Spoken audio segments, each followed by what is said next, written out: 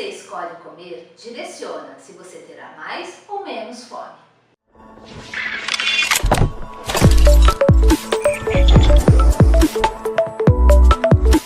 Carboidratos refinados como os pães, farinhas brancas, açúcares, farão com que você tenha mais fome.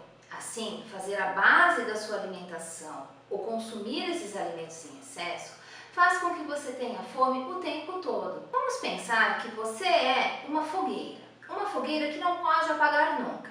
E que esse tipo de carboidrato que eu citei agora sejam gravetos muito fininhos. E que você, para alimentar uma fogueira que tem que se manter acesa o tempo todo, você está alimentando ela com esses gravetos fininhos. Você joga esse graveto fininho na fogueira e ele faz aquele fogo alto e rapidamente se consome. Só que essa fogueira que não pode apagar, ela vai ficar te pedindo mais lenha. E dessa maneira, você vai jogar mais gravetinhos nela. Você entende por que você sente tanta fome? Uma alimentação pobre em alimentos ricos em fibras também te fará sentir mais fome.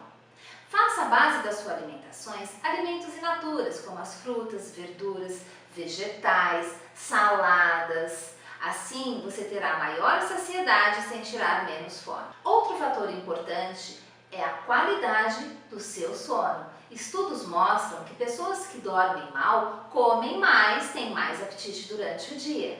É importante você distinguir a fome física da fome emocional. Sabe aquela vontade de comer? Geralmente doces, carboidratos, aquela vontade de comer mesmo depois que você já está alimentada? E aquela vontade de comer algo específico que você come, uma grande quantidade e nem se dá conta que comeu, quando percebe já foi? Essa pode ser uma fome emocional, que geralmente vem para preencher algum vazio, algum pensamento. Reflita sobre a sua fome. Esse é o vídeo de hoje, espero que essas sacadas façam sentido para você, que você possa aplicá-las no dia a dia. Deixe o seu comentário, curte, compartilha, nos vemos no próximo vídeo.